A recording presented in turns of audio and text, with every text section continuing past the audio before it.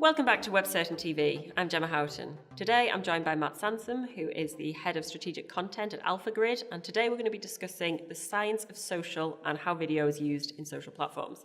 So hi Matt, thanks for being here. Pleasure. So firstly, just what exactly is AlphaGrid, and it's part of the FT, is that correct? Correct. So AlphaGrid is a branded content studio that was bought or partly bought by the FT last year.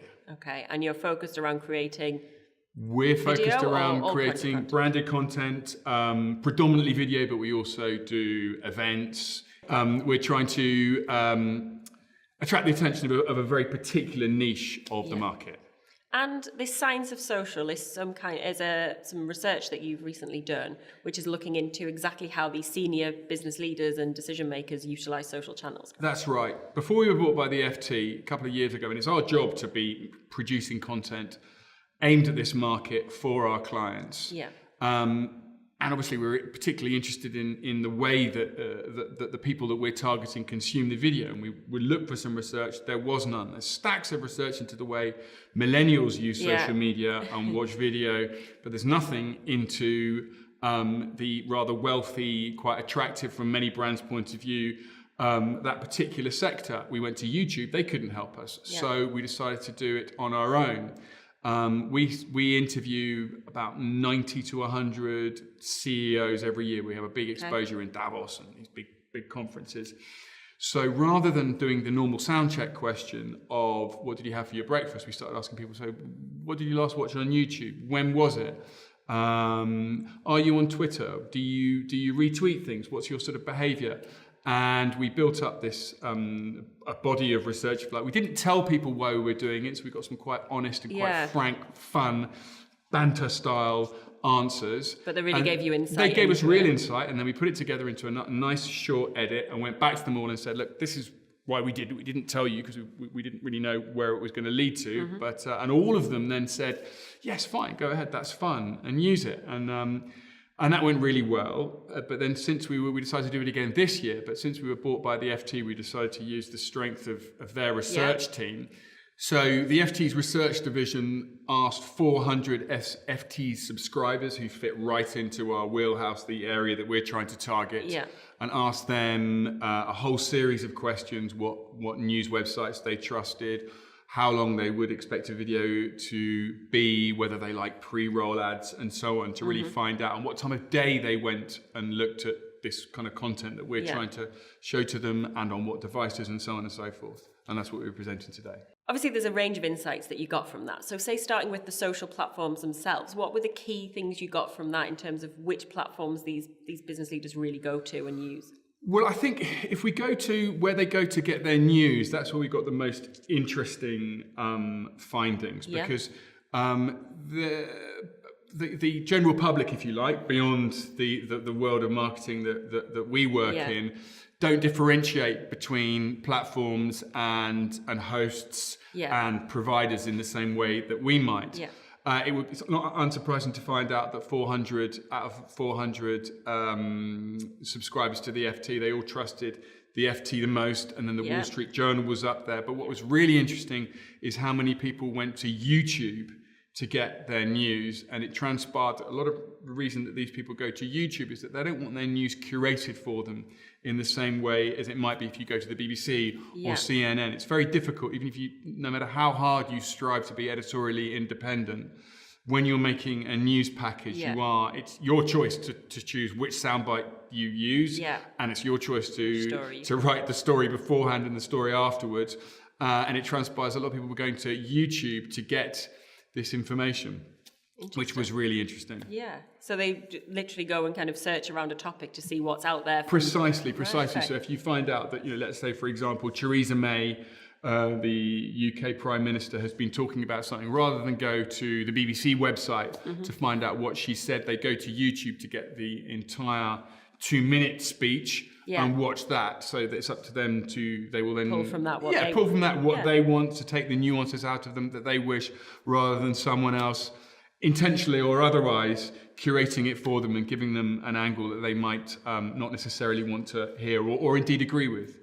And then we obviously took, YouTube's one social element of that, and obviously video very strong on that. But if you're looking at other social platforms, so, you might be looking at Twitter or Facebook, LinkedIn, platforms that traditionally kind of consumers or like these millennials you mentioned would go to just scroll and see what happens. Do they use those kind of platforms in the same way? Indeed, they do. It's interesting. They rarely share, yeah.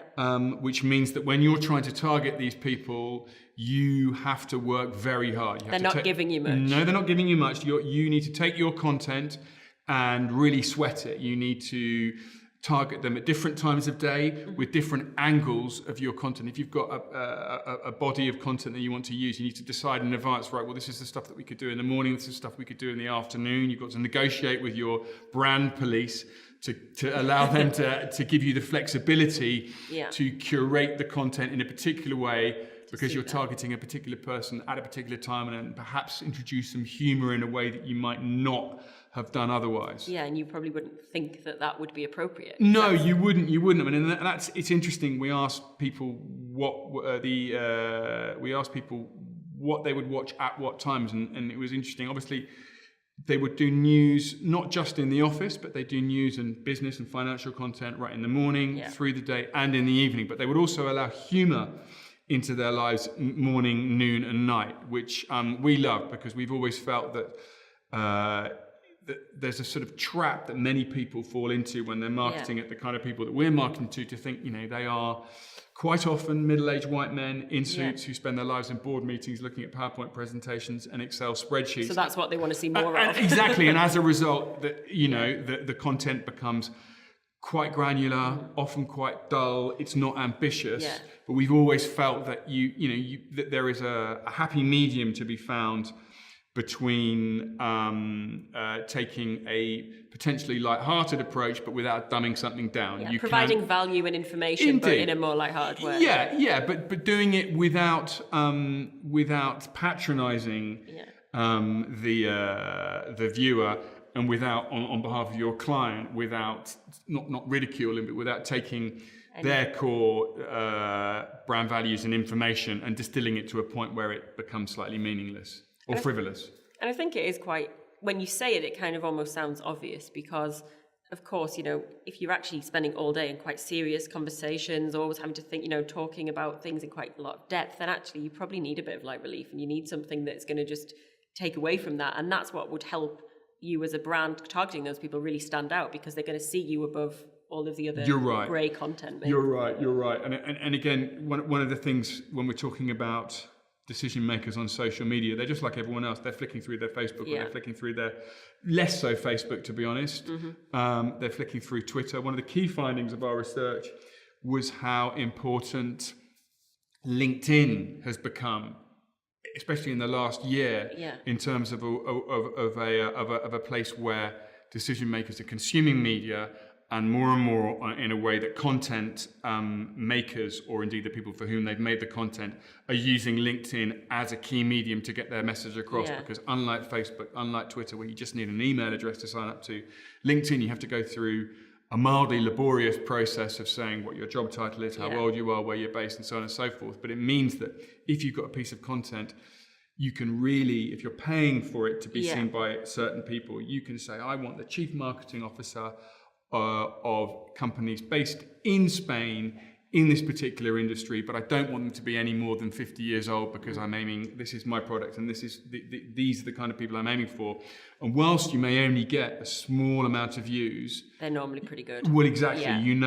You really do know it's the right kind of people watching. And that's what a lot of people I think miss with LinkedIn, that you don't actually want to have a big audience on LinkedIn. That shouldn't really be, if you're using that for advertising, trying to target a big, like you would be doing on Facebook, just doesn't make sense, because actually the point of it is that you whittle it down to those people that are really relevant. You're right. If you're doing a big brand campaign and you've got some lovely glossy advert shot in the Bahamas, then that's fine for it to go on Facebook, and it might get 3 million views. But if you're looking to actually get somebody to watch it, engage with it, and then, dare I say it, spend some money afterwards, then those Facebook views aren't worth a great deal, and your advert in the Bahamas has cost you quite a lot. Yeah.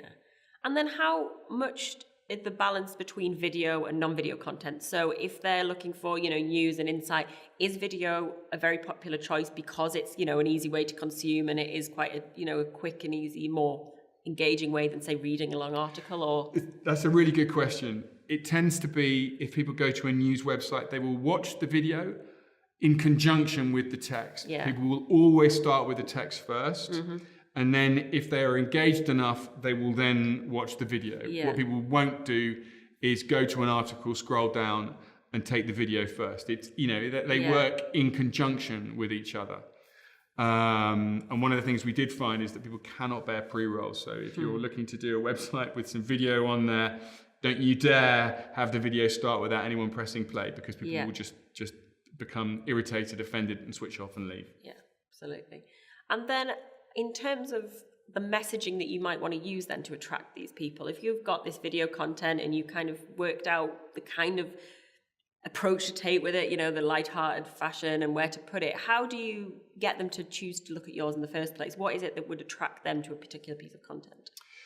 Well, you really need to decide in advance and think about it in great detail before you do anything. When you are, for example, designing a tweet to attract someone's attention, you've got 140 odd characters, and you need to make sure that every single one of those characters count. You need to make sure it's completely relevant. You need to make sure it's interesting and entertaining enough to draw someone in. Yeah. If you've got someone of note in your content, you need to mention who they are. People need a reason to be drawn in. Yeah. And another thing we found when we are doing content creation is we recommend, one of our key findings, we recommend anyway, that no video should be longer than 3 minutes.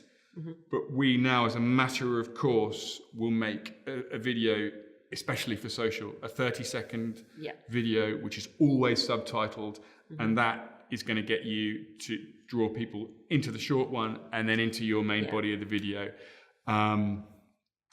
Increasingly, we find that not only are we doing a 3-minute version and a 30-second version, we're not necessarily taking the 3-minute one and then cutting it down to 30. Yeah. We are pre-scripting a 30-second one and a 3-minute one, because we know that it serves a slightly different purpose, and you've only got 30 seconds, and it's not necessarily going to be the top 20 seconds worth of sound bites. It's got to be its own kind of promo, if you like. Yeah, and that's definitely an interesting approach that I think definitely seeing more video in social, natively in social platforms as a way to drive people through. And obviously, again, I think we see that targeted more at the kind of consumer market, but it just shows that really that's an approach to take. It's an approach to take for everyone. I mean, these guys are humans. Yeah. And they are consuming video, not necessarily to the same extent. They're certainly not sharing it in the same way.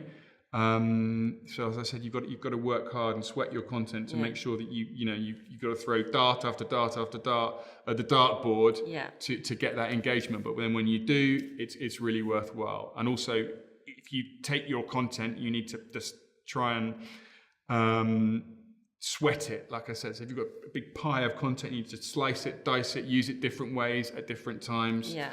Just to repurpose it again and again and again without being boring, but you've got get the most out of it. It's expensive making content. Yeah. And if you've got enough money to have your own newsroom, then that's wonderful. A team of people who are putting stuff out again and again and again, once a week, twice a week, and so on. That's great. If you've got the cash, people sometimes fall into the trap of getting junior people or the intern to do social media. No, it's your window to the world in the digital era, so it has to be done extremely professionally. But if you haven't got the cash for that, that's okay, but just plan it really strategically in advance to make sure that what you do lasts for a long time. I mean, so for example, we've done our piece of research and we're thinking, okay, so we've done 400 decision makers. It's worked really well. We invite along to events such as this. How about we go back into the research and just do a tech breakdown and find out whether there are interesting things to see about the C-suite people in the world of technology, because that itself would be of note. Yeah, so there's a lot of different ways that you can dig into it. And like you say, you can do your own research as well amongst your own audience, ask some questions, see what they tell you. And that's what we did to begin with. Yeah, this is what we're doing, Definitely worth doing. Well, thanks very much. Lots of interesting points there. It's great to talk to you. Pleasure. Thank you.